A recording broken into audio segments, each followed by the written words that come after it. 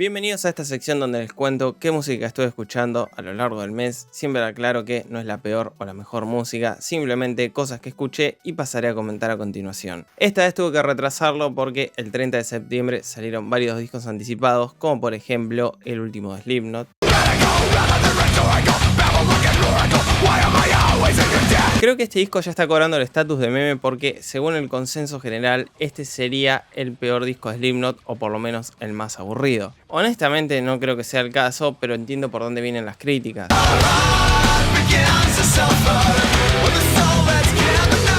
Por ejemplo, la intro del álbum es inexplicablemente larga y aburrida, no se justifican los casi 6 minutos de duración. Sin embargo, los tracks que le siguen me gustaron bastante y hasta me gustaría escucharlos en vivo. Es lo que uno esperaría en un disco de Slipknot.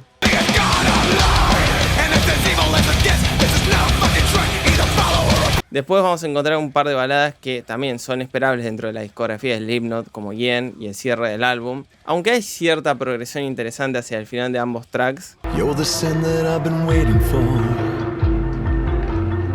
El problema de este álbum es su duración. No sé por qué tenemos canciones de 6 minutos donde no proponen nada novedoso. Incluso tenemos algunas de las peores canciones de Slipknot, como Acidic, creo que se pronuncia así. No encuentro palabras para expresar lo que me provoca el tono de Corey Taylor en esta canción.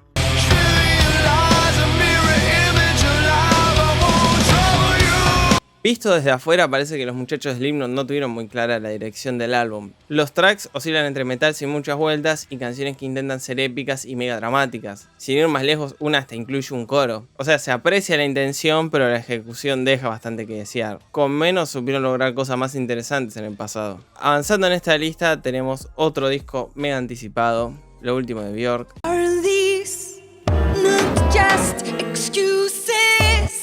Este creo que fue uno de los álbumes más hypeados del mes, en parte por singles como Atopos, donde Björk mezcla percusión reggaetonera entre comillas y elementos acústicos muy bien logrados. Si me siguen en mi otro canal sabrán que me gustó mucho. Este choque de mundos termina siendo lo mejor del álbum, como en Hello o en Fugal City, donde toma elementos del hardstyle o gabber.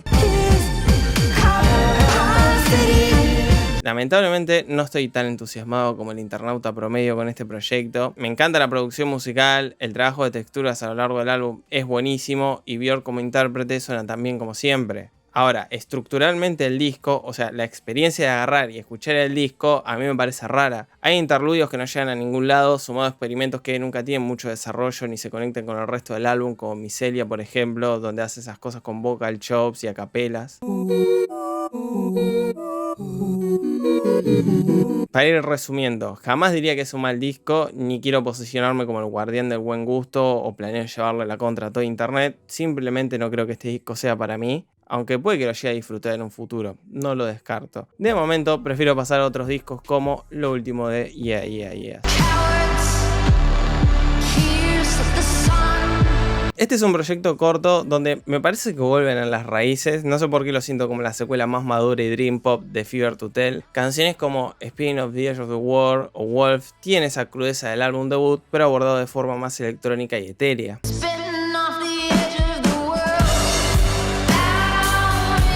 Lamentablemente hay canciones del álbum que me pierden un poco, como Love Bomb. No siento que estos instrumentales sean tan interesantes como lo de las canciones que ya mencioné.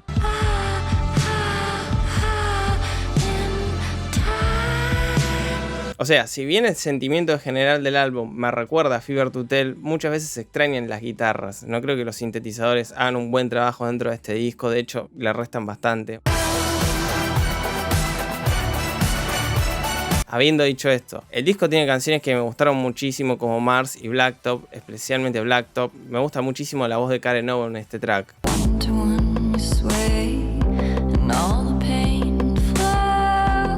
Siguiendo con bandas de los 2000 que vuelven en pleno 2022, están los muchachos de The Mars Volta.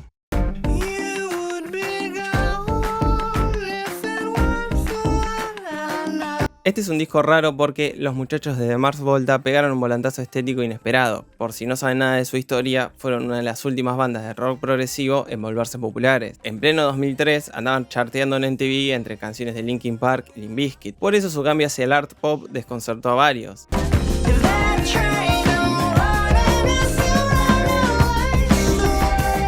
En parte, este cambio funciona porque supieron trasladar la frescura que los hizo interesantes en un primer momento a otro género musical. Canciones como Black Light Shine o Black Condolence me gustan mucho. Tienen como ese toque medio latino, yacero y psicodélico.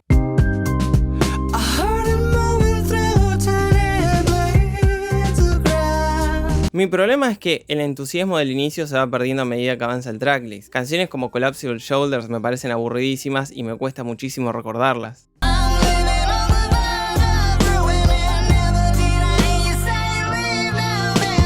Habiendo dicho esto, no creo que sea de mis álbumes favoritos del año, pero celebro mucho lo genuino que es el proyecto. Peor sería escucharlos intentando recrear discos del pasado para contentar al fan nostálgico. O sea, me gusta la experimentación en espíritu, pero no sé si el resultado final me haya atraído tanto. Aunque entiendo que es una cuestión de gusto personal y no descarto redescubrir este proyecto en un futuro. Siguiendo con álbumes que no me gustaron tanto, está lo nuevo de Rina Sawayama. Por si no la escucharon nombrar nunca, Rina Sawayama supo posicionarse como una de las artistas pop más interesantes del momento gracias a su mezcla de R&B de los 90, pop al estilo Britney, electrónica y new metal. No sé cómo, pero todo eso estaba en su primer álbum y funcionaba a la perfección. Su fuerte personalidad y la facilidad con la que se manejaba entre este mar de géneros musicales era genial. Lamentablemente, mucho de eso se perdió en este segundo álbum.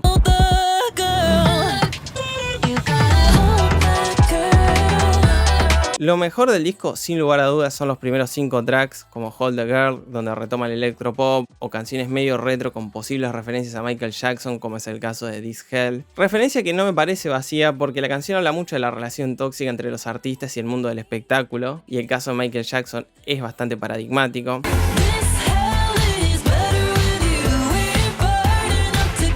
Después también vamos a tener baladas épicas y noventeras para sacar el encendedor como Forgiveness. Me dan ganas de escucharla haciendo una especie de homenaje al glam metal. Es más, hasta podría meterle el toque experimental y hacer, no sé, Deconstructed Glam.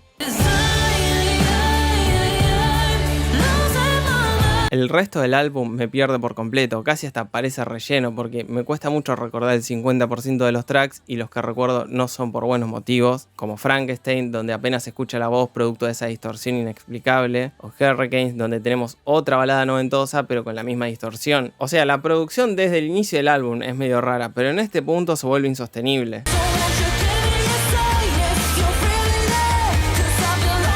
Qué sé yo, supongo que alguien puede sentir una conexión emocional con este álbum gracias a la sinceridad de Rina, y lo entiendo, pero en mi caso no encuentro demasiados elementos para volver a este álbum, salvo algunas canciones específicas. Se me hace repetitivo y la producción musical en gran parte del proyecto me genera mucho rechazo. Siguiendo por el camino de la desilusión, tengo lo nuevo de Blackpink.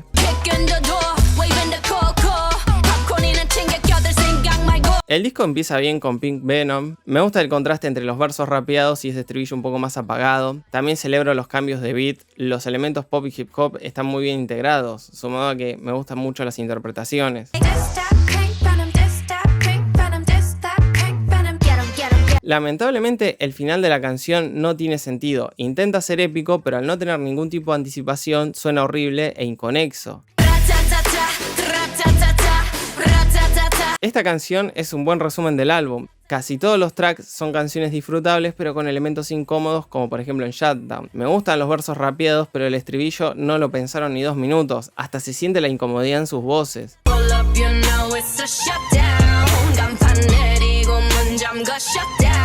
A todo esto, nuevamente el final del track se siente apresurado al punto que no parece un final. Esto también pasa en Yeah Yeah Yeah, un track sin pop bastante bueno pero que termina de manera abrupta con un fade out. No siento que sean canciones bien escritas, hay ideas sueltas que nunca llegan a tener un desarrollo.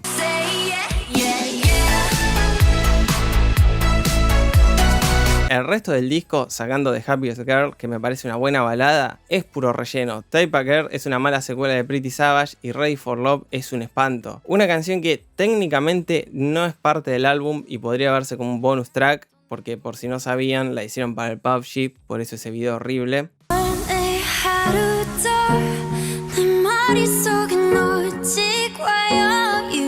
Si fuese un disco de 12 canciones, entendería su inclusión, pero es un disco con 8 canciones que en su mayoría parecen haber sido compradas a algún sueco y después las alteraron un poco.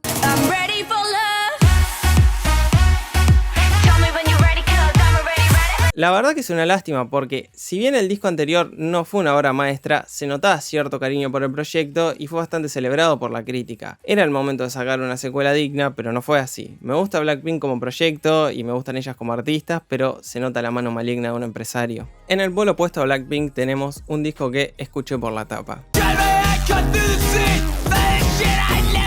The Garden es una de esas bandas de culto conocidas a lo largo de internet, pero sin mucha repercusión en la prensa mainstream. En parte es entendible porque hacen una mezcla rara entre punk, hardcore y noise rock. Estuve escuchando su discografía, pero no me llamó tanto la atención como este disco.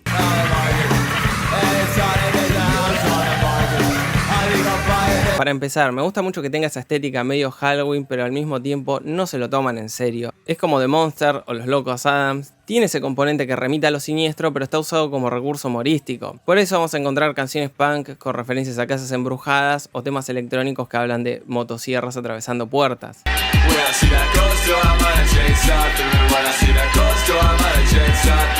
También hacen mezclas raras que son graciosas por su sonido, como la canción que titula el álbum, donde hacen algo medio mad rock pero con unos kick hardstyle.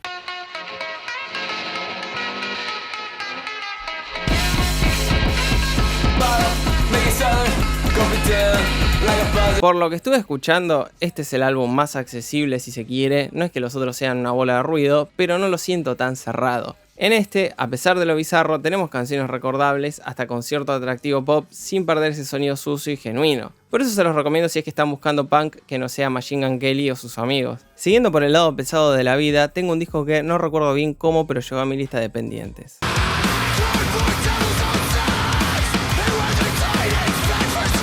Celebrity Therapy es un álbum que mezcla algunos elementos madcore con cosas medio post-rock al mejor estilo 2010. Una mezcla que durante gran parte del proyecto funciona. Por ejemplo, el track que abre el álbum está buenísimo. Me gusta mucho cómo gradualmente van desarrollando una especie de descenso a la locura. Tiene la cuota justa de teatralidad y violencia. Por otra parte, el álbum no es solamente agresividad, vamos a encontrar pasajes con voces limpias, con toques yaceros, como por ejemplo Field Sobriety Practice.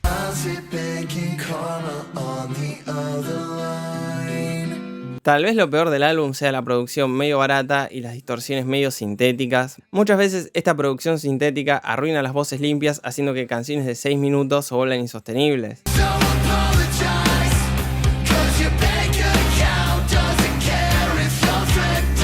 Sacando el tema de la producción, en sí es un disco disfrutable, más si les gusta este madcore de los 2010s. Además, el cierre es muy bueno porque meten hasta un saxo, aunque suena medio raro y me hace dudar si no está sampleado, pero bueno, qué sé yo, no arruina la experiencia.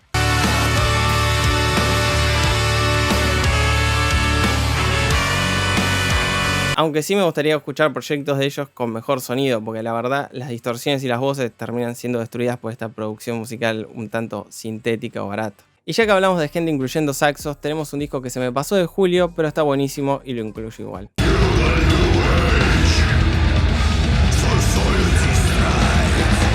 Imperial Triumph es una banda que tal vez hayan escuchado nombrar a lo largo de internet porque son una de las bandas más populares de avant-garde metal. Por si no saben lo que es, el avant-garde metal es metal medio yacero y experimental, por eso es medio complicado de definir, pero genial a la hora de escuchar.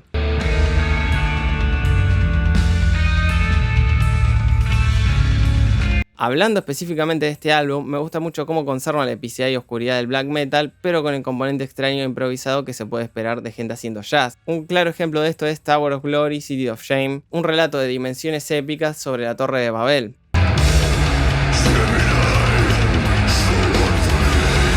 Siempre digo lo mismo, pero está genial que no sea el festival de la guitarra. El virtuosismo dentro de este álbum tiene un propósito estético y hace atractivo el proyecto, como por ejemplo en In The Pleasure, donde se ponen full yaceros y terminan haciendo un temazo.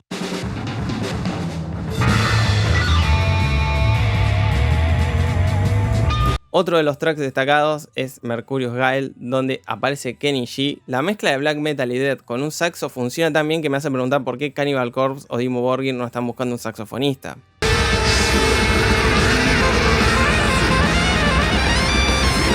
El problema de este disco es que lo siento menos ambicioso que proyectos anteriores como Alphaville, donde tenían cierto toque conceptual con este tema de las ciudades y los futuros distópicos. Una temática que sigue en este álbum, pero no queda tan claro y conceptualmente no sé si está tan bien ejecutada como en su antecesor. Sin embargo, el disco por sí solo está buenísimo. Además, son una de las bandas más populares de metal del momento y al mismo tiempo una de las más atípicas. Por eso se las traigo en este video. Si por culpa de los cabezas de termo creen que el metal es cuadrado y conservador, vayan a escuchar este discazo.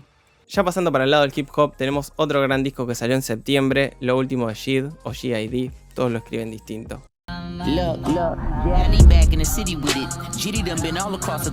Este es un álbum con dos caras. La primera parte es más agresiva, tirando para el lado del trap, donde vamos a encontrar historias de vida relacionadas con el crimen y la tensión racial. Mientras que en la segunda mitad vamos a notar un cambio hacia el neo soul o el jazz rap, el cual acompaña el tono más reflexivo e introspectivo. O sea, todo el álbum tiene un alto componente de introspección, pero en esta segunda mitad es más evidente.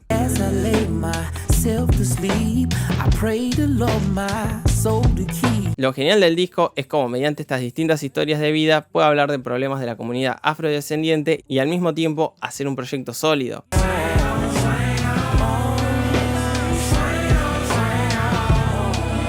Es buenísimo porque, si bien cambia los puntos de vista, se entiende por qué estas historias han resonado tanto con JID, pero al mismo tiempo están hablando de cuestiones sociales, como por ejemplo tenemos System, donde narra la relación tormentosa que tuvo con su hermana a lo largo de su vida, pero esto tiene un fuerte componente de crítica social, como cuando habla de la misoginia en el hip hop o cómo ellos terminan usando el lenguaje de los esclavizadores.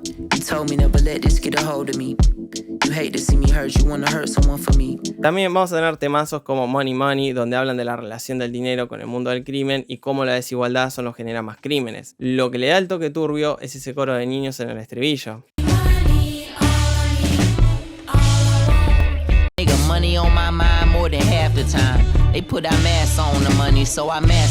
No tengo mucho más para decir porque es de esos proyectos con mucha información para esta sección, pero en resumen me gusta mucho cómo cada track funciona como viñeta dentro de una historia más grande, pero al mismo tiempo funcionan como hitazos. Cada track en este disco está para ponerlo 1000 veces en repeat, por eso no me queda más que recomendárselos. Y por último tengo otro gran disco de hip hop. Louis es el álbum debut solista de Kenny Beats, un reconocido productor musical y celebridad de internet. Ha sacado discazos con Denzel Curry y Rico Nasty, pero también lo pueden encontrar trabajando con Idles, por ejemplo. Si lo vienen siguiendo, sabrán que es un tipo creativo y con una gran capacidad para desarrollar ideas o conceptos a lo largo de un disco, como es en el caso de Louis.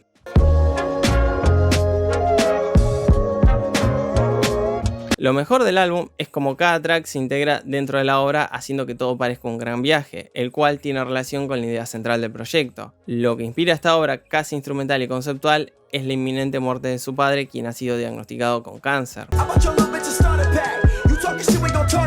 Lo genial es que, sin conocer la situación específica a la cual hace referencia el álbum, es disfrutable. Todo el proyecto se siente como el viaje de una persona intentando encontrar una especie de paz interior. Por eso vamos a tener canciones como Eternal, donde los samples vocales que usa plantean dudas existencialistas sobre qué sería la eternidad.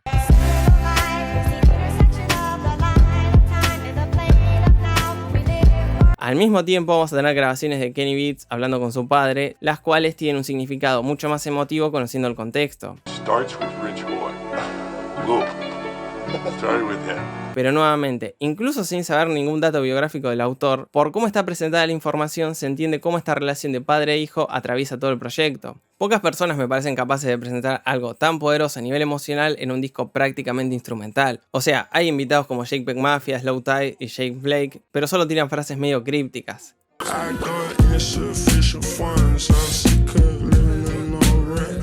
En resumen, me parece un gran homenaje. Me encanta que el punto de la obra es celebrar la existencia de su padre. No por nada, el último track es una especie de fiesta onírica con palmas y todo.